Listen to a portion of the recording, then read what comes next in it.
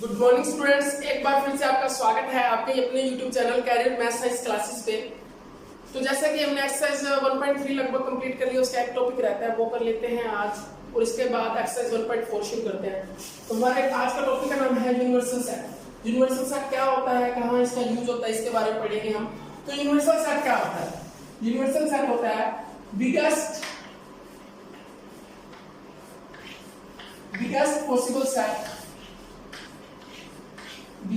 possible set in any context. Biggest possible set in any context is called as universal set. Is called as universal set. Biggest possible set in any context is called as universal set.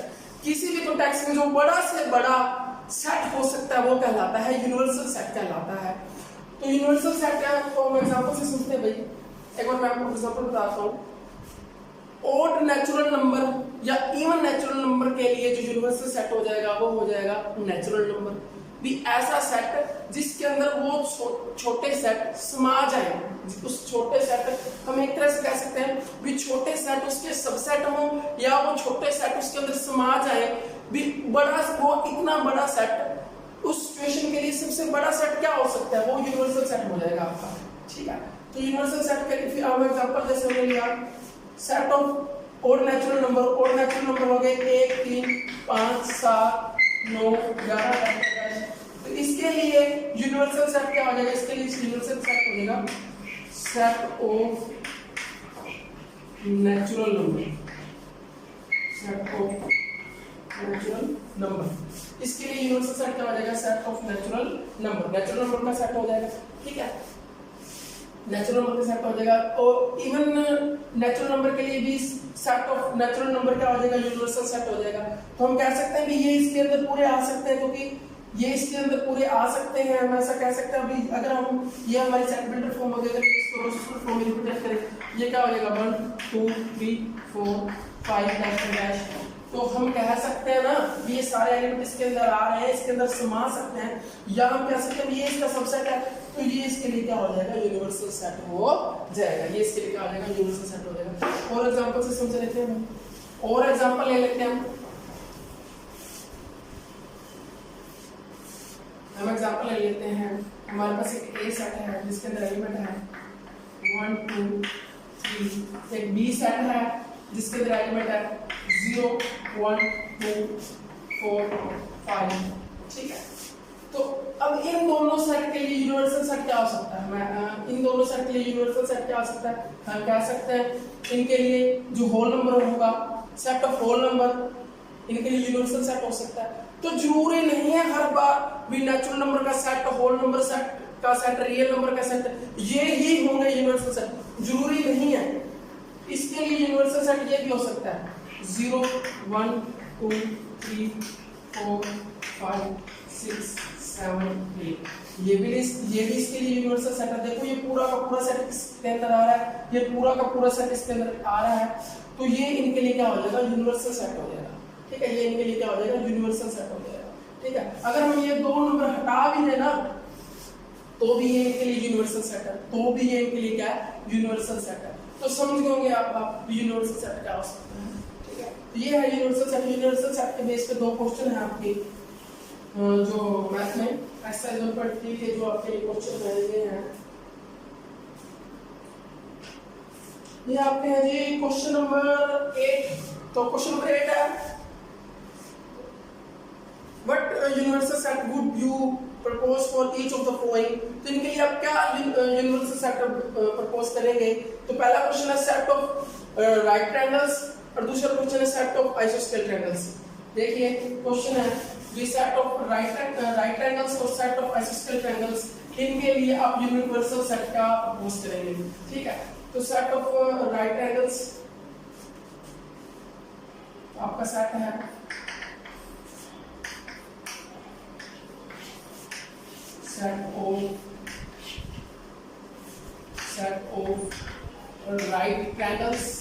set of right triangles ठीक है। तो इसके लिए universal set क्या हो जाएगा? इसके लिए यूनिवर्सल सेट हो जाएगा set of four triangles, set of four triangles,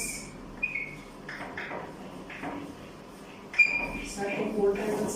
अब देखिए राइट एंगल ट्रायंगल का यूनिवर्सल क्या आ जाएगा? Set of four triangles. B और ट्रायंगल के अंदर सब आ जाएंगे, राइट एंगल भी आ जाएंगे, आइसोस्केल भी आ जाएंगे, इक्विलैटरल भी आ जाएंगी। तो सेट ऑफ राइट एंगल्स के लिए क्या आ जाएगा? Set of all triangles. और दूसरा क्वेश्चन है सेट ऑफ आइसोस्केल ट्रायंगल्स, इसके लिए यूनिवर्सल सेट क्या आ जाएगा? उसके लिए हो जाएगा सेट ऑफ ऑल ट्रायंगल्स। भाई ऑल ट्रायंगल में सब आ जाएंगे ना, आइसोस्केल, right angle triangle, equilateral triangle सब आ जाएंगी। तो इनके लिए यूनिवर्सल सेट होगा सेट ऑफ ऑल ट्रायंगल्स। दूसरा क्वेश्चन जो सेट ऑफ आइसोस्केल ट्रायंगल्स, उसके लिए यूनिवर्सल सेट क्या होगा? Set of all triangles. उसके लिए भी क्या होगा? Set of all triangles. ठीक है, तो ये आपका यूनिवर्सल सेट था, ये आपका यूनिवर्सल सेट था। 9th क्वेश्चन है जो मैंने वैसा क्वेश्चन आपको वैसे पहले एग्जांपल में बता दिया, अभी बताया था थोड़ी देर पहले, फिर आपको बता देते हैं। तो क्वेश्चन है 9th क्वेश्चन है जो आपका 9th क्वेश्चन आपका एक ए सेट दिया हुआ है, एक ए सेट दिया हुआ है, सेट आपका दिया हुआ है 1 3 5 और आपका एक बी सेट दिया हुआ है, जो बी सेट दिया हुआ है वो दिया हुआ है 2 4 6 और एक आपका सी सेट दिया हुआ है वो दिया हुआ है 0 2 4 6 8। ठीक है, तो ये दिया हुआ है। फिर नीचे चार ऑप्शन दिए हुए हैं, पूछ रहा है इन चार ऑप्शन में से इनका यूनिवर्सल सेट कौन सा होगा? तो इनका यूनिवर्सल सेट कौन सा होगा? यूनिवर्सल सेट कौन सा होगा भाई? जिसमें ये सारे एलिमेंट, इन सेट के सभी एलिमेंट आ जाए वो यूनिवर्सल सेट होगा। ठीक है, तो इसमें से मैं सीधा जो आपका ऑप्शन नंबर 3 है वो इसका आंसर होगा, वो राइट डाउन कर रहा हूँ। ऑप्शन नंबर जो 3 है वो इसका आंसर होगा, वो राइट डाउन कर रहा हूँ। वो है 0 1 2 3 4 5 6 7 8 9 एंड 10। तो ये इनके लिए क्या हो जाएगा? ये इनके लिए क्या हो जाएगा? यूनिवर्सल सेट हो जाएगा। ये इनके लिए क्या हो जाएगा? यूनिवर्सल सेट हो जाएगा। देखिए सारे एलिमेंट आ रहे हैं इसके अंदर, तो ये इन तीन सेट के लिए क्या हो जाएगा? यूनिवर्सल सेट हो जाएगा। ठीक है जी, तो ये थी यूनिवर्सल सेट के बाद ये आपकी एक्सरसाइज 1.3 कंप्लीट होती है। आगे शुरू करते हैं एक्सरसाइज 1.4। तो एक्सरसाइज 1.4 में आज बहुत मजेदार एक्सरसाइज आ रही है, मेरे पास सबसे अच्छा एक्सरसाइज यही है 1.4। ठीक है, तो ये सीखते हैं। तो इसमें सबसे पहले वेन डायग्राम हमारा, वेन डायग्राम थोड़ा बाद में करेंगे, पहले मैं आपको ऑपरेशंस ऑन द सेट करवाता हूँ। Operations on the set, operations on sets. ठीक है, तो आपका टॉपिक का नाम है ऑपरेशंस ऑन सेट। सेट पे क्या क्या ऑपरेशन लगते हैं? ठीक है, सेट पे क्या क्या ऑपरेशन लगते हैं उनके बारे में पढ़ते हैं हम, ऑपरेशन ऑन सेट। ठीक है, तो जैसे हमने मैथ में सीखा, मैथ में क्या ऑपरेशन, मैथ में ऑपरेशन लगता है भी आपका एडिशन, सब्ट्रैक्शन, मल्टीप्लिकेशन, डिवीजन, ये सब ऑपरेशन लगाते हैं। ठीक है, तो वैसे ही सेट में क्या क्या ऑपरेशन लगते हैं? ठीक है, तो वो पढ़ते हैं। सबसे ये इसमें हम 3 तरह के ऑपरेशन पढ़ेंगे बेसिकली। सबसे पहला है union of set, union of set. दूसरा है intersection, intersection of set, intersection of sets. और तीसरा है difference of set, difference of set, difference of set. ठीक है, तो इन तीन ऑपरेशन के बारे में पढ़ेंगे, union of set, intersection of sets and difference of sets, इनके बारे में पढ़ेंगे हम। ठीक है, ये सेट के ऊपर ऑपरेशन होते हैं। मैं एक बार आपको थोड़ा बता देता हूँ। यूनियन ऑफ सेट के लिए जो सिंबल यूज करते हैं वो यूज करते हैं ए यूनियन बी, ऐसे करते हैं। इंटरसेक्शन ऑफ सेट के लिए जो सिंबल यूज करते हैं वो करते हैं A intersection B, A intersection B. और डिफरेंस ऑफ सेट के लिए हम क्या सिंबल यूज करते हैं? A minus B, A minus B, इस सिंबल का हम यूज करते हैं। तो सबसे पहले पढ़ते हैं union of set. Union of set क्या होता है? यूनियन ऑफ सेट के बारे में पढ़ते हैं। यूनियन ऑफ सेट क्या होता है? Union of set, union of set के बारे में पढ़ते हैं। तो यूनियन क्या होता है सेट का, अगर मैं पहले आपको एग्जांपल बताता हूँ फिर इसकी डेफिनेशन सीखते हैं। तो एक एलिमेंट ले लेते हैं, एक सेट ले लेते हैं जिसके अंदर एलिमेंट है 1 2 3, और एक बी सेट है जिसके अंदर एलिमेंट है 2 3 4 5। ठीक है, तो A union B, A union B क्या हो जाएगा, बी ए के भी सारे एलिमेंट लेने हैं, बी के भी सारे एलिमेंट लेने हैं, बट जो इनके कॉमन एलिमेंट हैं उनको एक ही बार लेना है, उनको एक ही बार लेना है। ठीक है, तो वो क्या हो जाएगा, यूनियन ऑफ सेट हो जाएगा। ठीक है, तो इसका ए और बी का यूनियन क्या हो जाएगा, 1 2 3 4 5, 1 2 3 4 5। देखिए 1 2 3, 2 आ गया पहले, 3 भी आ गया, तो 4 5।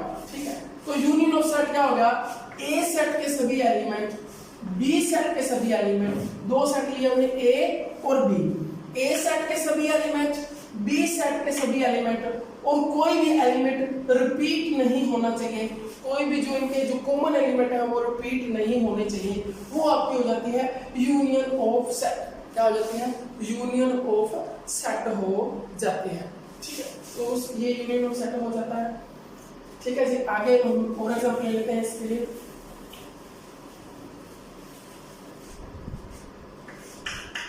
एक सेट लेते हैं जिसके अंदर एलिमेंट लेते हैं 0 1 2 3 4, और बी सेट लेते हैं इसके लिए 1 2 3 4 5 6।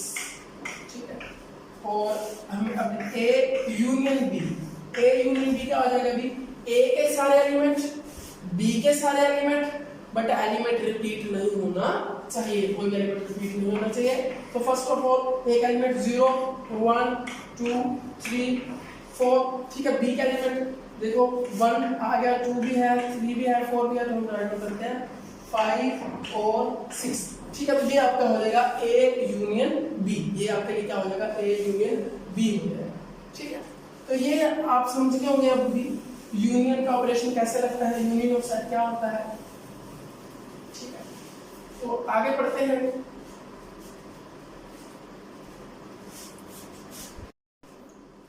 हाँ जी, तो फिर यूनियन ऑफ सेट्स की डेफिनेशन क्या हो जाएगी, यूनियन ऑफ सेट की डेफिनेशन क्या हो जाएगी, अगर हम दो सेट ले लेते हैं, ए और बी सेट ले लेते हैं दो, तो ए और बी के सारे एलिमेंट, ए के सारे element S union of set क्या हो जाएगा, ऐसा सेट जिसके अंदर ए के सारे एलिमेंट आए, बी के सारे एलिमेंट आए, बट कॉमन एलिमेंट को अब हम एक बार लेंगे, कॉमन एलिमेंट को हम एक बार लेंगे। तो इसकी डेफिनेशन क्या हो जाएगी, let A and B be any two sets, A और बी दो सेट हैं। ठीक है, तो union of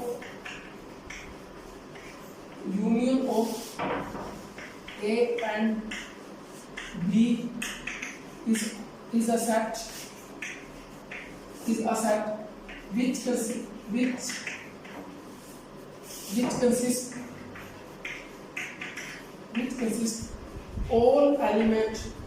which consists all element of A and B, but common element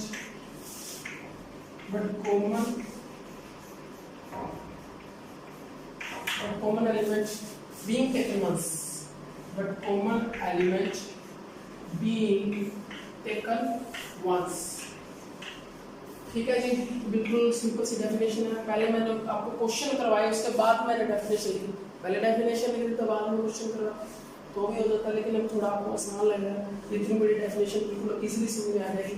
क्या है, let A and B be any two sets and the union of A and B, A और B की union क्या हो जाएगी, a set which consist all element of A, जिसकी एक set हो जाएगा जिसके अंदर सारे एलिमेंट ए के और बी के, all element of A and B, but common element being taken once, जो कॉमन एलिमेंट है हम उनको क्या लेंगे, एक ही बार लेंगे, कॉमन एलिमेंट हम क्या लेंगे, एक ही बार लेंगे। ठीक है जी, तो नोट डाउन कर लेना है डेफिनेशन आपकी यूनियन ऑफ सेट की, ये यूनियन ऑफ सेट होगा। ठीक है, इसके बाद हम सीखते हैं दूसरा ऑपरेशन है जो intersection of set. Intersection of set. Intersection of set क्या होता है? दूसरा ऑपरेशन है तुम्हारा इंटरसेक्शन ऑफ सेट्स।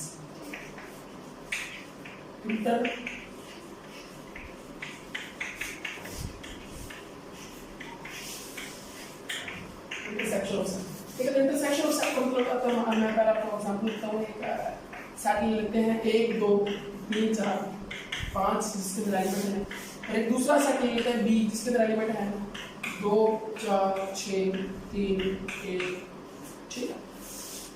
तो इंटरसेक्शन के लिए जो हम सिंबल यूज करते हैं वो ये सिंबल यूज करते हैं। यूनियन के लिए हम ये सिंबल यूज करते हैं, इंटरसेक्शन के लिए ये सिंबल यूज करते हैं। इंटरसेक्शन का मतलब हो गया साझा, कॉमन। दोनों में कॉमन क्या है? इंटरसेक्शन का मतलब होगा साझा, कॉमन। दोनों में कॉमन क्या है? तो दोनों में कॉमन एलिमेंट कौन से हैं भाई? 1 दोनों में आ रहा है, 2 दोनों में आ रहा है, 3 दोनों में आ रहा है, 4 दोनों में आ रहा है। तो ये हो गया ए और बी का इंटरसेक्शन। ए और बी का इंटरसेक्शन हो गया ये आपका। इंटरसेक्शन का मतलब होता है कॉमन एलिमेंट। इंटरसेक्शन का मतलब होता है कॉमन एलिमेंट भी जो ए सेट में भी है और बी सेट में भी है। दोनों में साझे क्या है, कॉमन क्या है, वो आपका कहलाता है इंटरसेक्शन ऑफ सेट्स। क्या कहलाता है? इंटरसेक्शन ऑफ सेट, ठीक है। तो क्लियर हो गया अब इंटरसेक्शन क्या होता है, यूनियन क्या होता है, इंटरसेक्शन क्या होता है। एक्सरसाइज 5 जो सॉरी आपका एक्सरसाइज 4 है ना, एक्सरसाइज 4 इसी पे बेस पे है सारी, ठीक है। एक एग्जांपल और लेते हैं। एक हमारे पास सेट होगा ए जिसके एलिमेंट है A B C D X Y. B set है जिसके एलिमेंट है A B C L M N O, ठीक है। तो ए इंटरसेक्शन बी क्या हो जाएगा भाई? दोनों में इंटरसेक्शन मतलब दोनों में साझे एलिमेंट कौन से हैं? तो साझे एलिमेंट कौन से हैं भाई? ए है, बी है, सी है, उसके बाद आगे कोई भी एलिमेंट साझा नहीं है। तो ये आपका हो जाएगा ए इंटरसेक्शन बी। ये आपका हो जाएगा ए इंटरसेक्शन बी हो जाएगा, ठीक है। समझ में आया? ठीक है जी, ये आपका हो गया A intersection B, sorry intersection of set हो गया intersection B, A intersection B, intersection of set बोलते हैं इसको, ठीक है। इंटरसेक्शन का मतलब होता है साझा, यूनियन का मतलब होता है ए और बी के सारे एलिमेंट आ जाएंगे बट कॉमन एलिमेंट है उनको सिर्फ हम एक बार लेंगे। कॉमन एलिमेंट हम क्या लेंगे? एक बार लेंगे, ठीक है। तो इंटरसेक्शन ऑफ सेट हो गया आपका ये, और इसके बाद आगे करते हैं, ठीक है जी। तो आगे इंटरसेक्शन ऑफ सेट की आपकी डेफिनेशन क्या हो जाएगी? The intersection of set A and B, intersection of set A and B is set of all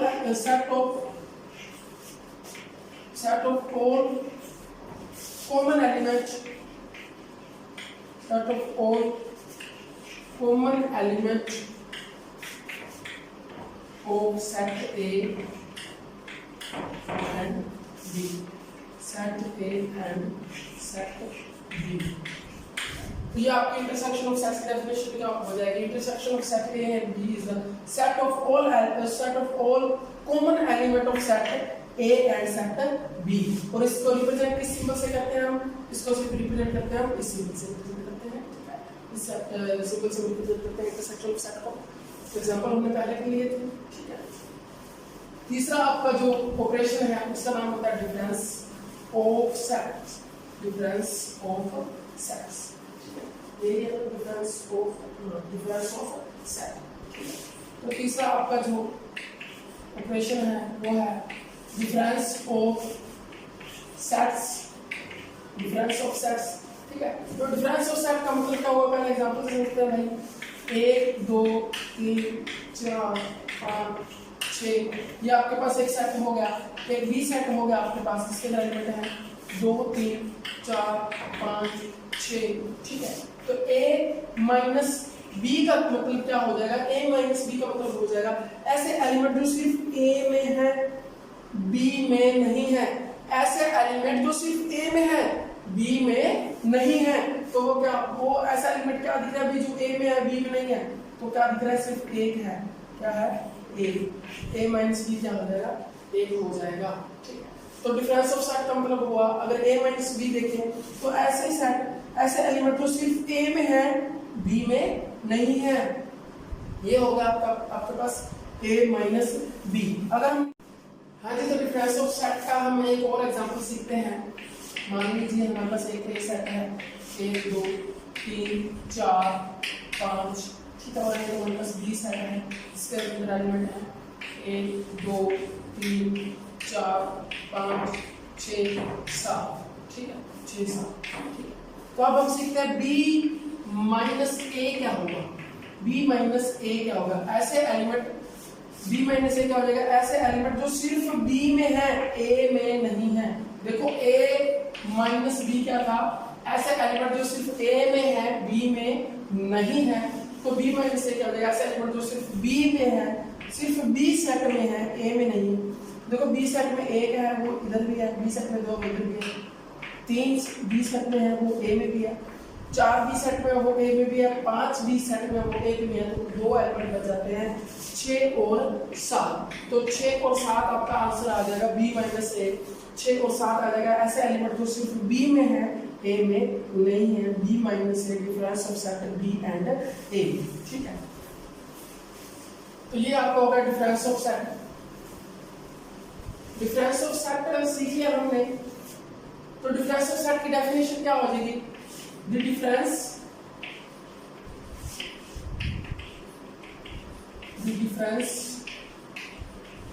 of set A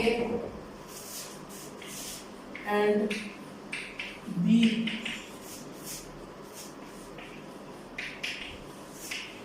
in this model, the set of difference A and B in this model is set of element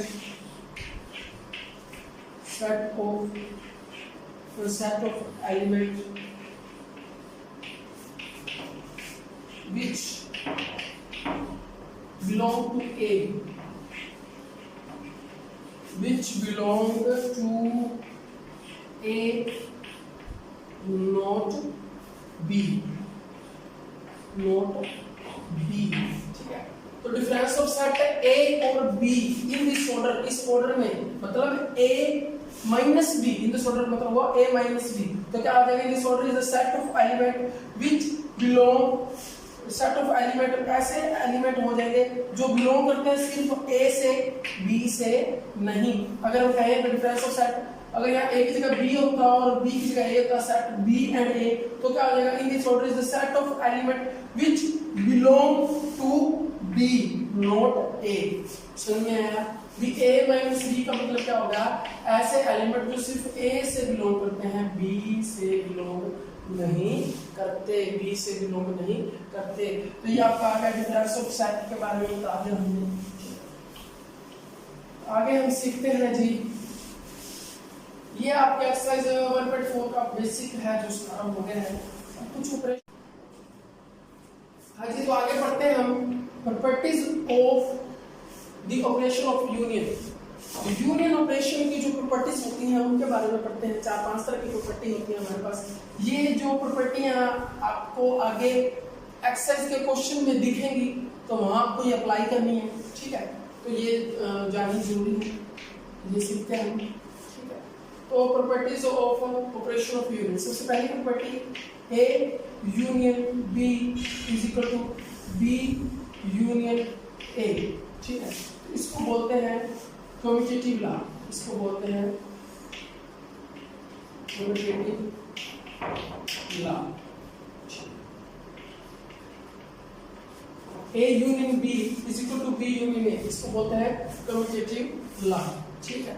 इसके बाद A union B union C, A union B का union C के साथ, और A union B union C, देखो यहाँ A union B का union C के साथ और B यूनियन C का यूनियन A के साथ, इसको बोलते हैं एसोसिएटिव लॉ। इसको क्या बोलते हैं, एसोसिएटिव लॉ, एसोसिएटिव लॉ। इसको बोलते हैं कम्यूटेटिव लॉ, इसको बोलते हैं एसोसिएटिव लॉ। और जो तीसरा हमारे पास आता है वो होता है A union phi, A union phi, ठीक है। इसको बोलते हैं law of identity. A union phi क्या हो जाएगा, ए हो जाएगा, ए यूनियन फाई क्या हो जाएगा, ए हो जाएगा, ठीक है। ए का यूनियन फाई के साथ ले आ जाएगा, तो खुद जो आ रहा है हमें यही से पता चलेगा इसका नाम क्या हो जाएगा, law of identity, law of identity, law of identity.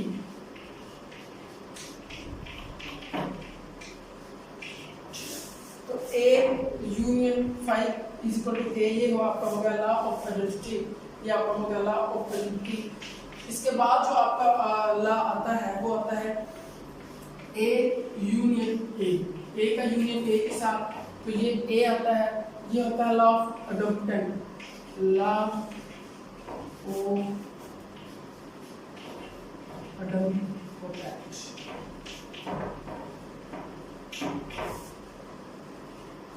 Law of idempotent. A union A is equal to A, ये होता है लॉ ऑफ अडॉप्टेंट। तो इसके बाद आपका ए को ये नोट डाउन कर लीजिएगा भाई, property of the operation of union. सबसे पहली प्रॉपर्टी होती है ए यूनियन बी, ये आता है बी यूनियन ए, इसको बोलते हैं commutative law. A union B का यूनियन सी के साथ और बी यूनियन सी का यूनियन ए के साथ, इसको बोलते हैं associative law. A union phi is equal to A, ये होता है law of identity. A union A, ये होता है law of idempotent, law of idempotent, ठीक है। इसके बाद आपका एक और बच जाता है, तो उसको यहाँ लिखते हैं,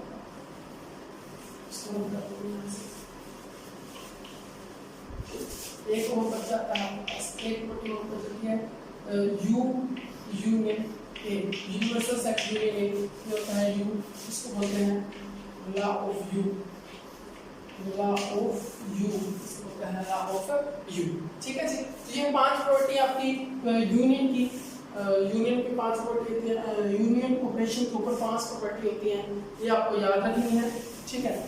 याद रखना वाला वैसे इसको आप यहीं से समझ सकते हो, आपने समझ लिया अच्छे से तो आप अप्लाई कर सकते हो, ठीक है। इसके बाद हम सीखते हैं, इसके बाद हम सीखते हैं जो property of operation of property of operation of intersection. Intersection के ऑपरेशन की जो प्रॉपर्टी होती है वो सीखते हैं हम, ठीक है जी। तो जैसे हमने प्रॉपर्टी पढ़ी, property of operation of union पढ़ा था हमने, तब हम पढ़ेंगे property of operation of intersection, property of operation of intersection के बारे में पढ़ेंगे हम। तो A intersection B is equal to B intersection A, A intersection B is equal to B intersection A, ये आपका होता है कम्यूटेटिव लॉ, इसको बोलते हैं commutative law. A intersection B with intersection C and B intersection C with intersection A, ये आपका होता है एसोसिएटिव लॉ, इसको बोलते हैं एसोसिएटिव लॉ। फाई का इंटरसेक्शन A के साथ हमने पीछे पढ़ा था, लॉ ऑफ फाई कहते हैं, लॉ ऑफ आइडेंटिटी कहते हैं, ठीक है। फाई का इंटरसेक्शन ए के साथ लॉ ऑफ फाई कहते हैं, लॉ ऑफ आइडेंटिटी कहते हैं। ए का ए के साथ ही इंटरसेक्शन ए होता है, A intersection A is equal to A, और उसको बोलते हैं एडोपोटेंट लॉ, एडोपोटेंट लॉ बोलते हैं, ठीक है। तो ये 4 प्रॉपर्टी होगी आपकी, तो एक रह गई भाई इसमें प्रॉपर्टी, एक प्रॉपर्टी रह गई। तो जो एक दोबारा से एक बार बताते हैं, ए इंटरसेक्शन बी होता है बी इंटरसेक्शन ए, ये होता है commutative law. A intersection B with intersection C, ये, और B intersection C with intersection A, ये होता है एसोसिएटिव लॉ। फाई का इंटरसेक्शन ए के साथ, फाई का इंटरसेक्शन ए के साथ वो होता है आपका फाई, फाई का इंटरसेक्शन ए के साथ, फाई का इंटरसेक्शन ए के साथ करता है फाई होता है, तो ये इसको कहते हैं law of phi, law of phi. A का इंटरसेक्शन ए के साथ वो कहीं होता है, इसे बोलते हैं एडोपोटेंट लॉ बोलते हैं, ठीक है। तो जो एक प्रॉपर्टी आपकी रह गई वो यहाँ लिख देते हैं आप, जो एक प्रॉपर्टी आपकी रह गई वो यहाँ लिख देते हैं, वो आपकी, ठीक है, वो आपकी A intersection B union C, A intersection B union C, ये बराबर हो जाएगा आपका A intersection B union A intersection C, A intersection C, A intersection A का इंटरसेक्शन जो बी यूनियन सी के साथ ये हो जाएगा आपका ए का इंटरसेक्शन बी के साथ यूनियन ए का इंटरसेक्शन सी के साथ, तो इसको बोलते हैं डिस्ट्रीब्यूटिव लॉ, डिस्ट्रीब्यूटिव लॉ। ठीक है जी, ये आपको होगा डिस्ट्रीब्यूटिव लॉ। ये हमने सारे पढ़े operation property of operation of intersection, intersection operation की प्रॉपर्टी पढ़ी हमने सारी। ठीक है जी, तो ये प्रॉपर्टी सारी जो है काम आनी है, तो आपके एक्सरसाइज में अच्छे से पढ़ लेना है। ठीक है, तो एक्सरसाइज के क्वेश्चन आप बिल्कुल इजीली कर सकते हो, बिल्कुल इजी एक्सरसाइज है, बिल्कुल इजीली एक्सरसाइज